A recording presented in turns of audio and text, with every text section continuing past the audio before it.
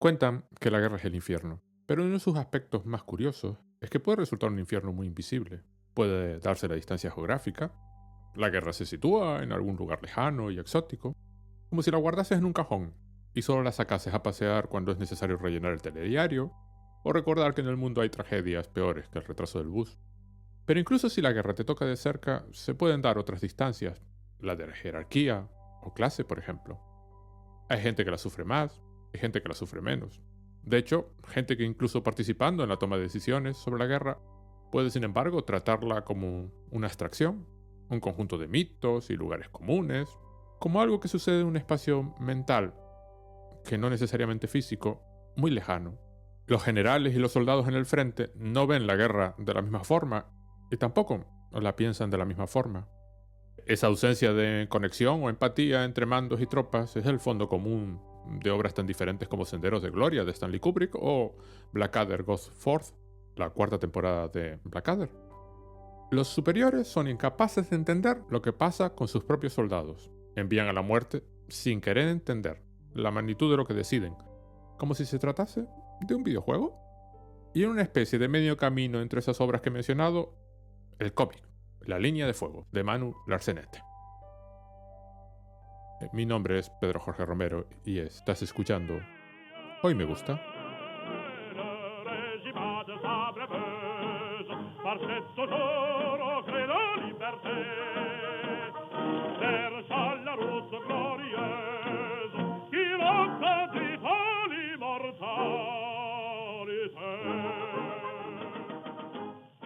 De nuevo, spoilers. La obra es más que recomendable, así que si quieres leerla, puedo esperar. Este episodio seguirá disponible cuando quieras volver. O si no te importa, adelante. Sentados en mullidos sillones, bebiendo un buen licor, están bien lejos del campo de batalla, allí, en una cómoda casa de campo. Los poderes políticos tienen un problema. No comprenden por qué los soldados huyen del frente de la Primera Guerra Mundial. Es decir, han descartado la idea de que sea el miedo a la muerte. Ellos, los que mandan, son espectadores, y desde su punto de vista de espectador, la posibilidad de morir es lo que da gracia a la guerra. Por tanto piensan, no, debe ser otra cosa. No es posible que nuestros soldados huyan porque la guerra sea horrenda. Creen, o prefieren creer, que la guerra es emocionante, un espacio para la aventura, libre expresión de la virilidad y la hombría. Mascullando, no pueden evitar pensar que hay un detalle secreto que se les escapa. ¿Qué hacer? Pues enviar al cabo Van Gogh, acompañado de un general que hace de niñera o guardián, al frente, para que pinte la guerra. Los cuadros volverán a los despachos, y siendo obras de un pintor genial, sin duda, plasmarán la realidad tal y como es. De esa forma, los políticos y generales podrán enterarse de qué pasa de verdad en el frente. En este punto, puede que te estés preguntando, ¿Van Gogh no murió en 1890? Pues no. Fue toda una farsa. En aquella época, era cabo en las fuerzas artísticas especiales y se le ordenó la misión de erradicar el cubismo. Pero a Van Gogh el cubismo le parecía genial, por lo que fracasó deliberadamente. Su castigo: le hicieron morir oficialmente. Sí, lo sé.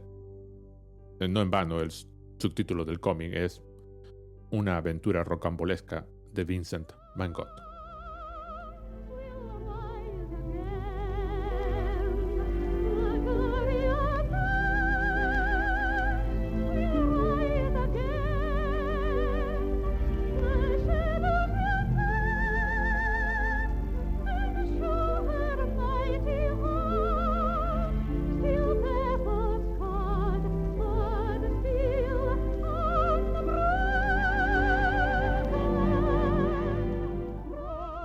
El general Niñera, quien aparentemente jamás ha visto el frente y parece que tampoco a un soldado, inicia la misión con la dura tarea de convencer a Van Gogh de eso de ir a la guerra. Van Gogh no quiere. Él insiste en plasmar su angustia vital y a poder ser usar mucho amarillo. No me ha salido, pero he intentado que angustia vital sonase lo más entrecomillado posible. En cualquier caso, lo de la angustia vital debe ser importante, porque no deja de repetirlo. Y lo del amarillo también, porque se enfada en cuanto otro personaje lo comenta. Y vaya, si lo comentan, el pobre no puede ni firmar sin que alguien mencione su amarillo. Pero a lo que íbamos. El general usa un argumento irrefutable. El argumento, vamos, de todo poder. Ir al frente o el paredón. Porque aquel que puede decidir impunemente sobre tu vida y tu muerte es quien manda de verdad. Y ante la disyuntiva de morir ahora en el cadalso o más tarde en el frente, Van Gogh elige el frente. Se va a regañadientes, pero dispuesto a plasmar esa angustia vital suya. Con mucho amarillo, toneladas y toneladas de amarillo, océanos de amarillo. Así aprenderán a no mandarle a misiones. Pero si bien ese es el arranque, el cómic deriva de inmediato a otra preocupación, que claramente al autor le resulta más interesante. Preocupación que surge de una pregunta que el propio lector se puede plantear. ¿Por qué cuadros? ¿Por qué mandar a un pintor? ¿Por qué no enviar a un fotógrafo?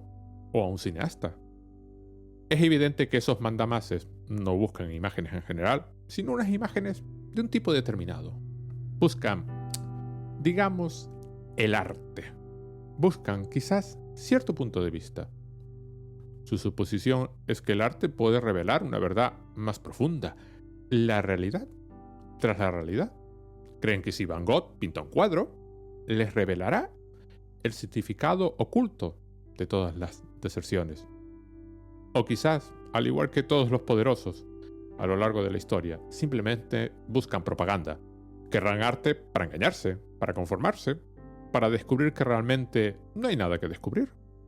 Las escenas más delirantes y divertidas del cómic son precisamente aquellas en las que reciben los cuadros, y no dejan de comentar sus méritos técnicos. Demasiado amarillo, deberíamos haber enviado a Matisse, la composición no está mal. Los comentarios son tan inanes, son tan de redacción escolar, se comprometen tan poco con lo que representan las imágenes, que uno acaba sospechando que Larsenet tiene en mente a cierto tipo de intelectual. Alguien para quien el mundo se consume mejor en cómodas imágenes abstractas, en forma de conjunto de obras que se pueden criticar o discutir sin entrar jamás en lo que representan. Por otra parte, no es que Van Gogh sea mucho mejor. Él se cree del pueblo, se cree que mira al mundo a los ojos, critica a los otros artistas por acomodar los gustos más banales, afirma que unos tienen cojones mientras que otros pintores son mariquitas. En sus comentarios sobre sus colegas se manifiesta incluso cierta misoginia. Referencia continuamente esa angustia vital suya, se enfada cuando le mencionan lo del amarillo. La verdad es que voy a repetir muchas veces la palabra amarillo. Vas a tener que aguantarte. Amarillo. Hay una escena liminal, perfecta como ejemplo. Es la que hace de paso entre el orden social relativamente normal de la retaguardia y la zona de la guerra. Allí donde todavía no es el frente, pero claramente ya no estamos en Kansas. Van Gogh y el general se encuentran con dos soldados que han desertado. A ver, hay gente que va a regañadientes al frente y gente que vuelve. 2 a 2 se encuentran. Los que se alejan del frente son más sabios, claramente. Evidentemente, los desertores desconfían de Van Gogh, al que ven como un burgués. Van Gogh no está nada de acuerdo, porque él se considera como lo más antiburgués posible, aunque admite que hay artistas burgueses que no saben nada de la angustia vital. Y para demostrar que es un artista, abre su bolsa, saca caballete, tela, pinceles y un ramo de girasoles, y se pone a pintar. Al terminar, uno de los soldados, precisamente el que parece más bruto, se echa a llorar. Es evidente que llora porque de pronto ha visto belleza en lo que han sido meses o años de guerra. Entre la suciedad, la sangre y el sudor, han surgido de pronto esas flores que no pueden ser más amarillas. De súbito, entre tanta destrucción, se alza algo hermoso. Su llanto no puede ser más sencillo y humano. Las lágrimas carecen de toda pretenciosidad. Son simple expresión de un sufrimiento profundo, temporalmente aliviado. Sin embargo, Van Gogh, atrapado en su burbuja, cree que llora por haber sido testigo de su angustia vital. Pasa siempre, le dice, mientras le ofrece su hombro. Pobre Van Gogh, que no comprende que al consolar al soldado, el chiste es a su costa. Y poco después es cuando se inicia el surrealismo.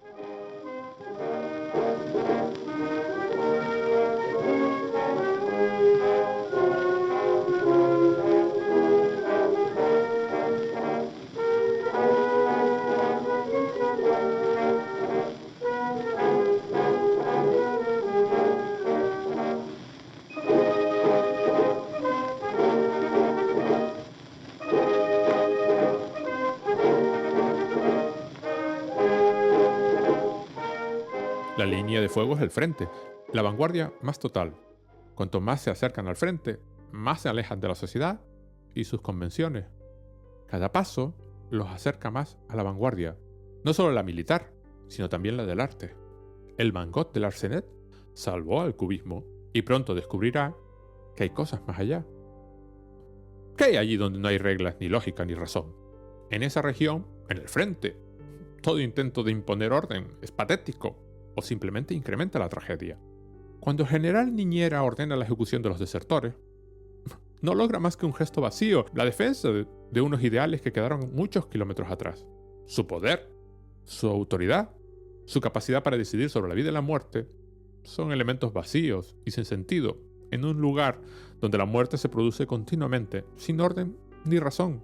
Simultáneamente, también cae el orden del propio Van Gogh. Él, que creía poseer una profunda angustia vital, va descubriendo que hay pesares todavía mayores, que la capacidad de sufrir es casi ilimitada, que hay historias mucho más horribles que la suya. Pero le cuesta comprender. Por ejemplo, empieza a ver a los soldados con cabeza de pájaro, un hecho cuando menos inusual. Pero en cuanto le preguntan por el tipo de pájaro, se lanza a una discusión ornitológica que no tiene nada que ver con el simbolismo portentoso de la imagen. Ahora vive en un territorio surrealista, donde una cabeza de pájaro presagia la muerte. Le faltan todavía varias experiencias, los chistes se tendrán que volver mucho más oscuros. Y allí, en el mismo frente, allí donde los ataques con gas, allí donde los generales llaman a sus madres como los soldados más rasos, allí todo el mundo de Van Gogh cae ante el horror. Y la víctima última es el arte mismo, o al menos el arte como Van Gogh lo entiende. La realidad horrible del frente deja paso a la fantasía. Una niña y su madre. Las dos en el mismo centro del horror. Quizás no existan. Quizás las dos sean un espejismo provocado por el ataque con gas. Quizás sea un esfuerzo desesperado de la mente de Van Gogh por dar un último sentido a la destrucción que le rodea. Pero existan o no, las dos están allí. Una niña que dirige los obuses y decide quién muere y, bien, ¿quién muere? Porque es ella la que realmente puede decidir sobre la vida y la muerte. Busca vengar la muerte de su padre, otra muerte sin sentido, en medio de una guerra sin sentido. Pero es su madre el personaje que me llama la atención. La madre, un ser tan mitológico y de leyenda como su hija, colecciona recuerdos de los soldados caídos y los cuelga de las ramas de un árbol. Es un árbol enorme que está como plantado en el centro del mundo. Y es un árbol que recuerda la vida de seres anónimos que murieron sin saber muy bien por qué. Es imposible no pensar en el árbol de la madre y no recordar muchas obras de arte. El ready-made, por ejemplo, el objeto encontrado, que en virtud de la decisión del artista se transforma en obra de arte. La acumulación de objetos dispersos que se apilan casi por capricho. O en Weiwei, exponiendo las mochilas de niños muertos al derrumbarse su escuela. Van Gogh todavía está empeñado en representar la guerra, mientras que la madre ya ha descubierto el antiarte. ¿Qué hacer ante una realidad que es una locura? Cuando toda la lógica ha desaparecido, cuando no hay reglas para dictar nuestros pasos, ¿cómo se muestra la realidad? La simple representación no basta. Hay que buscar otros caminos, porque hay cosas que simplemente no se pueden pintar. Hay motivos ante el que los pinceles caen. De hecho, ese es el último gesto de Van Gogh. Entregar sus pinceles al comprender que ya no le sirven de nada, al darse cuenta de que el horror final de la guerra no se puede representar en un cuadro. También, se entiende, para que esos pinceles se conviertan en unos objetos más, añadidos al caos del árbol. Un elemento más en una acumulación de desorden y confusión en un museo de horrores y tragedias. La misión que le encomendaron era imposible desde el principio. No es que los generales de la retaguardia no puedan o no quieran entender. Es que es imposible pintar un cuadro que les haga ver la realidad. Una pintura no es una representación del mundo. No es una explicación, no es una experiencia directa. Un cuadro es un objeto añadido al mundo. Otro elemento más que exige su propia explicación. Los cuadros que Van Gogh pinta se interponen entre el mundo y su percepción. La única forma real de entender la guerra es ir al frente y sufrirla. Y luego, quizás, colgar mementos de un árbol.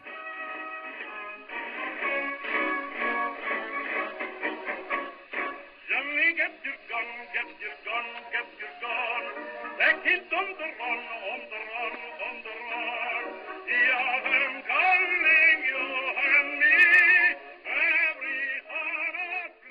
Muchas personas murieron en la Primera Guerra Mundial, y también murieron muchas cosas. Y muchas cosas nacieron a continuación. En cierta forma, muchos aspectos de nuestro mundo moderno, y ciertamente del arte que se practica hoy en día, derivan directamente de ese conflicto. Fue un fracaso tan tremendo de la civilización occidental, ella que se consideraba por encima de todas las demás, que exigió toda una respuesta. Quizás el nihilismo, posiblemente el surrealismo, y definitivamente el dadaísmo. En cierta forma, las vanguardias artísticas nacieron en la misma vanguardia de la Primera Guerra Mundial. Sí, los políticos realmente mandaban a artistas al frente. Sí, los artistas intentaban plasmar lo imposible de representar.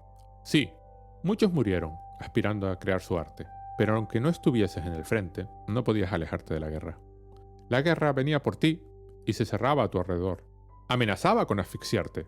El cabaret no podía callar el aullido de la batalla. La Línea de Fuego es un álbum serio y cómico a la vez. Bromea con instituciones y artistas, pero la risa es en el fondo triste, porque la realidad que pinta es horrible. Es extremadamente divertido, sí, pero también impactante. Es asombroso el equilibrio que mantiene entre el tono cómico y la seriedad del tema. Manu Larsenet demuestra una impresionante facilidad para establecer estados de ánimo o transmitir ideas con una sola viñeta, una pequeña serie ralentizada. Por ejemplo, las primeras 4 viñetas de la página 47 resumen perfectamente el mensaje. En última instancia, al terminar de leer, mi reflexión es la siguiente. Hay cosas que el arte no puede representar. No porque no se puedan dibujar o pintar, que se pueden, sino porque el mismo hecho de pintarlas o dibujarlas las convierte en arte.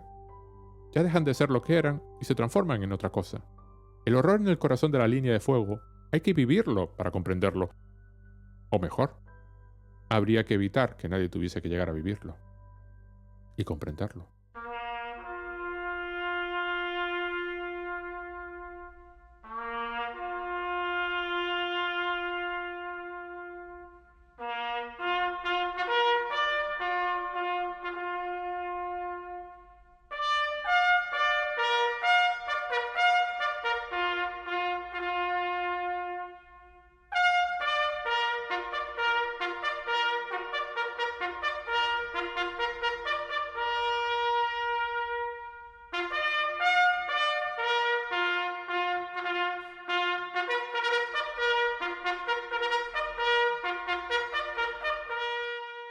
Esto ha sido el episodio 3 de Hoy Me Gusta. Visita hoymegusta.fm para saber más y suscribirte.